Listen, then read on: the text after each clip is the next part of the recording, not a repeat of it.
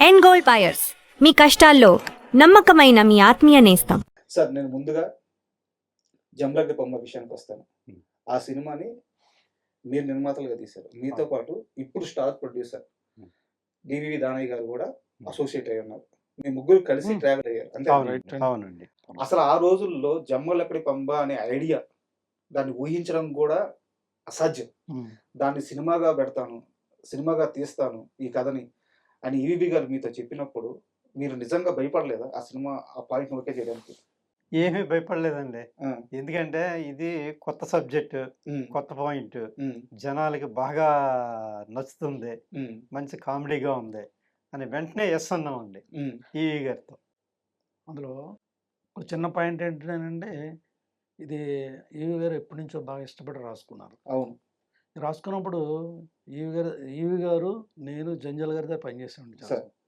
అప్పుడు మేము ఒక సినిమా చేస్తున్నాం, మొగుడు పెళ్ళాలు అనే సినిమా. ఉమ్, నా దగ్గర ఇలాంటి కాన్సెప్ట్ ఉందండి అనగానే ఆయన మొగుడు పెళ్ళాలు టైటిల్స్కి వాడుకున్నారు ఈ బ్యాక్గ్రౌండ్. ఉమ్, అంటే మగవాళ్ళు ఆడవాళ్ళ కింద, ఆడవాళ్ళు మగవాళ్ళ కింద బిహేవ్ చేయడం అనేది టైటిల్స్లో ఆయన వాడుకున్నారండి. సార్. అప్పుడే మంచి రెస్పాన్స్ వచ్చింది ఉమ్, దానికి. ఆ తర్వాత ఆయనకి బాగా కాన్ఫిడెన్స్ వచ్చి పెరిగింది యాక్చువల్గా. సార్. అంటే ఆయన చెప్పినప్పుడు మంచి కాన్సెప్ట్ అనుకున్నాం. మేము కథ గురించి డిస్కషన్ చేస్తున్నప్పుడు ఒక పాయింట్లో ఆగిపోయింది కథ. యాక్చువల్గా ఇంక ముందుకు వెళ్ళటం లేదు. ఆడవాళ్ళు మగవాళ్ళు, మగవాళ్ళు ఆడవాళ్ళు అని డైరెక్ట్గా చెప్పడం వల్ల కథ ముందుకు వెళ్ళటం లేదు. ఉమ్, అప్పుడు దివాకర్ బాబు గారు రైటర్ యాక్చువల్గా సార్. కామెడీ సినిమాలుగా బాగా రాస్తారు ఆయన, మంచి రైటర్, స్క్రీన్ ప్లే రైటర్. ఉమ్, స్టేజ్ మీద నుంచి వచ్చారు ఆయన, గోపీనాథ్, ఆచార్య ఆచార్య గోపీనాథ్. గోపీనాథ్ గారు. ఆయన ఉమ్, ఏమన్నారంటే దివాకర్ బాబుని పెడదామండి, ఆయన బాగా ఇది చేస్తారంటే దివాకర్ బాబు గారిని తీసుకొచ్చాడు. ఉమ్, ఆయన వచ్చిన తర్వాత మంచి స్క్రీన్ ప్లే చేశాడు. ఉమ్, ముందు నార్మల్గా ఉండాలి, ఆ తర్వాత మాత ఒక మంది ఇచ్చిన తర్వాత రివర్స్ చేద్దామంటే అక్కడి నుంచి బాగా మూవ్ అయిపోయిందండి ఆ టైటిల్.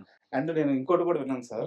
అప్పటిదాకా ఉన్న కథని పక్కన పెట్టుకొని సెకండ్ హాఫ్ రావట్లేదు అని కూర్చోన్నారు. అవును, ఆయన వచ్చి అప్పటిదాకా ఉన్న ఫస్ట్ హాఫ్ సెకండ్ హాఫ్ కేసేసి చేసి ఫస్ట్ హాఫ్ కొత్తగా అవునండి. రాపించారంట. నిజంగా ఆ రోజు ఆ సినిమా ముందుకు వెళ్ళడానికి, కథ ముందుకు పోవడానికి, స్క్రీన్ ప్లే రావడానికి కూడా um, Divakar Babu one of the most important person. Sir.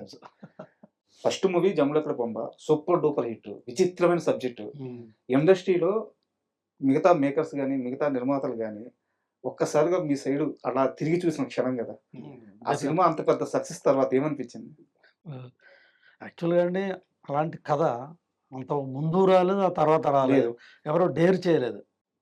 First copy వచ్చేసిన తర్వాత కూడా ఇదే చాలామంది చూసిన వాళ్ళు, ప్రివ్యూ చూసిన వాళ్ళు, ఇదేం సినిమా రా, ఇదెవడు చూస్తాడురా దీన్ని, ఆడాళ్ళు మగాళ్ళు అంటే మగాళ్ళు ఆడాలి, ఏంటిది ఉమ్, ఇలాంటి సినిమా తీశారు మీరు అని చాలామంది భయపెట్టారండి ఉమ్, రిలీజ్ కూడా. ఆ ఫస్ట్ కాపీ వచ్చినప్పుడు చిన్నగా అంటే చిన్న డిసప్పాయింట్ అయ్యాం కానీ అండి, మేమంతా అధైర్యపడలేదు. ఇది Sir. కొత్త కాన్సెప్ట్, ఉమ్, ఉమ్, డెఫినెట్గా ఇది హిట్ అవుతుంది అని మొదటి నుంచి డైరెక్టర్ కానీ మేము కానీ అందరం కాన్ఫిడెన్స్గానే ఉన్నాం. Sir.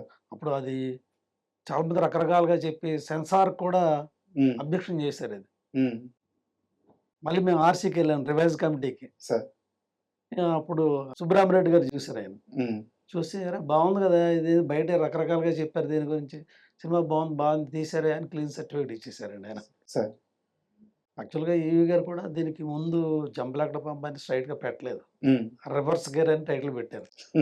మా స్నేహితులు ఏమన్నారంటే కొంతమంది ఫస్ట్ బ్యానర్ స్టార్ట్ చేస్తున్నారు, Sir. ఇది రివర్స్ గేర్ టైటిల్ ఏంటారు ఆయన, ఉమ్, రివర్స్ గేర్ మంచిది కాదు, సంకేతం మంచిది కాదు, ఇది దానికి ఏదైనా టైటిల్ పెట్టండి అంటే అప్పుడు టైటిల్స్ గురించి ఆలోచించుకుంటుంటే వన్ ఫైన్ డే ఒక సిట్టింగ్లో జంబలకడ పంప అనేది కూడా దివాకర్ బాబు గారే Okay. సజెషన్ ఇచ్చారు. ఉమ్, ఈ గారు వాస్తవానికి ఏంటంటే ఏదైనా బాగుంది అనుకుంటే మొహమాట పడరండి, ఇమీడియట్గా క్యాచప్ చేస్తారు, ఉమ్, ఇది బాగుందని చెప్పేసి యాక్సెప్ట్ చేస్తారు.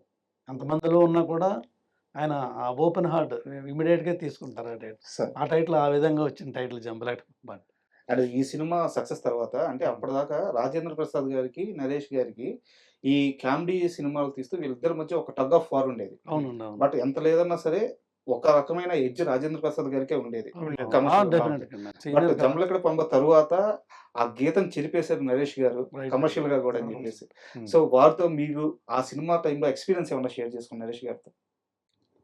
నరేష్ గారితో అండి నాకు మొదటి నుంచి బాగా పరిచయం నరేష్ గారు. సార్. ఎందుకంటే నేను జంజాల్ గారి దగ్గర ఎక్కువ కాలం పనిచేశాను కనుక డైరెక్షన్ డిపార్ట్మెంట్లో. సార్. జంజాల్ గారే యాక్చువల్గా నరేష్ని ఇంట్రడ్యూస్ చేశారు. అవును. అందుకని నరేష్తో మాకు బాగా చనువు. ఉమ్, నరేష్ అంటే నరేష్ అనే అంత చనువు ఉండేదండి. సార్ మొదటి నుంచి ఆయనతోనే తీయాలనుకున్నాం సినిమా. వేరే ఆప్షన్ ఆర్టిస్ట్ లేదు. అసలు వేరే ఆర్టిస్ట్ గురించి ఆలోచించలేదు. ఉమ్, నరేష్ తోటే తీయాలనుకుంటున్నాం. అట్లాగా జరిగింది. అయితే ఈవి గారు కూడా బాగుందయ్యా, మీరు ఫస్ట్ టైం ప్రొడ్యూసర్గా చేస్తున్నారు, నేను కూడా వన్ ఆఫ్ ద పార్ట్నర్గా జాయిన్ అవుతాను, ఉమ్, మనం అందరం కలిసే చేద్దాం, సార్ లాభ నష్టాలు కలిసే పంచుకుందాం అని చెప్పేసి ఆయన కూడా పార్ట్నర్గా జాయిన్ అయ్యి, ఉమ్, వారి భార్య పేరే సరస్వతి కుమార్ ఓకే గారు. మూడో పేరు అది మూడో మా పేరు వారి సరస్వతి పేరు. కుమార్ గారు అంటే ఈ సత్యనారాయణ గారి భార్య. సార్ అట్లా ఓకే. అట్లాగా ఆ సినిమా ప్రారంభం అయిందండి. అండ్ మీ రెండో సినిమా కూడా మావిడాకులు ఈవీవి గారితోనే తీశారు. అవునండి. సో ఇండస్ట్రీలో కొంతమంది నటులు కానీ సీనియర్ నటులు కానీ ఆర్టిస్ట్ మన టెక్నీషియన్స్ కానీ ఇలా వస్తున్నప్పుడు మాటల మధ్యలో ఈవీవి గారి ప్రస్తావన వస్తే ప్రతి ఒక్కరు ఆయన గురించి అద్భుతమైన మనిషి, కొంతమంది అయితే కమెడియన్స్ మా దేవుడు అంటున్నారు ఆయన. అవునవును. అవునండి.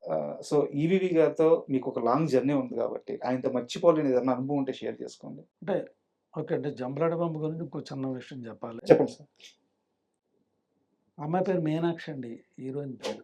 ఉమ్, హీరోయిన్ పేరు మీనాక్షి. ఉమ్, మీనాక్షి అంత బాగాలేదేట అమ్మాయి పేరు, మన సినిమా టైటిల్ ఒకటి, సినిమాకు మంచి పేరు పెడదాం అన్నారు. ఉమ్, అయితే నేనేమన్నా అంటే ఇమీడియట్గా మా అమ్మాయి పేరు ఆమని అండి, ఉమ్, ఆ పేరు నేను వేటూరు సుందరమూర్తి గారిని అడిగి ఈ పేరు బాగుందా లేదా, పెట్టుకోవచ్చా లేదా అని అడిగితే అద్భుతమైన పేరే పెట్టుకోవచ్చు అని చెప్పేసి ఆయన చెప్పడం జరిగింది. ఉమ్, మా అమ్మాయికి పెట్టిన పేరండి అని చెప్పాను. ఉమ్, అరే ఈ పేరు బాగుంది, ఈ పేరే పెడదాం. ఉమ్. ఆ అమ్మాయికి ఆమెకి అప్పుడు మా అమ్మాయి పేరు పెట్టాం. అలా ఆమెని పేరు అయింది. అట్లాగ వచ్చింది. తర్వాత ఆమె పెద్ద పెద్ద స్టార్ అయ్యారు. ఆ, ఈ గారితో అండి మాకు బాగా బాగా పరిచయం అండి. అంటే ఒకే జిల్లా అండి, పక్క పక్క ఊర్లు యాక్చువల్గా. ఆయన మా దగ్గర నియరెస్ట్. సార్ భగవంత్ కానీ దానయ్య గారికి కానీ మాకు కానీ అందరికీ మొదటి నుంచి పక్క పక్క ఊర్లు అవడంతో, పైగా నేను ఆయన జంజాల గారి దగ్గర 9 సంవత్సరాలు కలిసి పనిచేశాను. ఓకే. 9 సంవత్సరాలు కలిసి పనిచేయడం బాగా మంచి రేపో. ఆయన మేము ఒకే రూమ్లో ఉండటం అంతా ఓకే. చాలా హార్డ్ వర్క్ చేశాడండి మొదటి నుంచి. ఉమ్, ఇవాళ చెప్పాలంటే ఆయన చాలా కష్టపడి వచ్చారు. ఆయన చాలా సార్. ఇండస్ట్రీకి వచ్చేటడికి ఆయన మ్యారేజ్ అయిపోయి పిల్లల్ని తీసుకుని వచ్చాడు అప్పటికే. ఉమ్, మేమందరం బ్యాచిలర్స్కి వచ్చాం. ఊళ్ళో స్ట్రగుల్ పడి చాలా కసిగా వచ్చాడండి.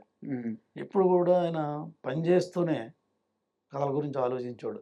ఈ కథ అలాగా ఒక నోట్బుక్ పెట్టుకుని ఎప్పుడు సార్ కథలు రాసుకోవటం, ఏదో మంచి పాయింట్ దొరికితే దాన్ని ఇంప్రూవ్ చేసుకోవటం, ఎప్పుడు కసిగా ఉండేవాడు ఆయన. ఎప్పుడు సినిమా చేద్దాం అనే తాపత్రయంలో ఉండేవాడు. ఉమ్, సెట్లో కూడా చాలా హార్డ్ వర్క్ చేశాడండి.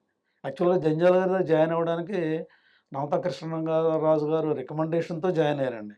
ఓకే. ఈవీవి గారు. ఈవి గారు నవతా కృష్ణరాజు గారు అని ఆయన సినిమాలు చేశారు, 4 స్తంభాలట. సార్ ఆయన రికమెండ్తో ఈయన జాయిన్ అయ్యారు జంజాల గారి దగ్గర. ఉమ్, ఒక సినిమా చేసిన వెంటనే ఆయన వర్క్ చూసి, ఆయన సెట్లో చేసే వర్క్ కానీ ఆయన డెడికేషన్ కానీ చూసి సత్యం నువ్వే నా దగ్గర పనిచేయ కంటిన్యూగా అని చెప్పేసి ఆయన పెట్టుకోవడం జరిగింది రేంజల్ గారు. జంజాల గారు. సార్ ఆయన సత్యం అనేవాళ్ళు యాక్చువల్గా. ఉమ్, యాక్చువల్గా ఆయన ఈ సత్యనారాయణ గారు ఆ పరిచయం మీద జంజాల గారు కూడా సత్యం అని పిలిచారు మేము అందరం.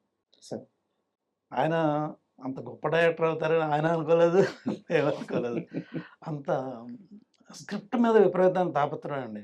సార్ ఒక పాయింట్ నచ్చిందంటే 10 మంది రైటర్స్ని పెట్టుకు అందరితో డెవలప్ చేసి అందరి దగ్గర డైలాగులు తీసుకుని ఆయన మళ్ళీ ఫైనల్ వర్షన్ ఆయన చూసుకుంటారు. ఫైనల్ వర్షన్ ఆయన రాసేవారు. ఉమ్, నైట్ రేపు ఉదయం షూటింగ్ అంతా కూడా నైట్ 1 గంట 2 గంటల వరకు పనిచేసేవారండి. సరే.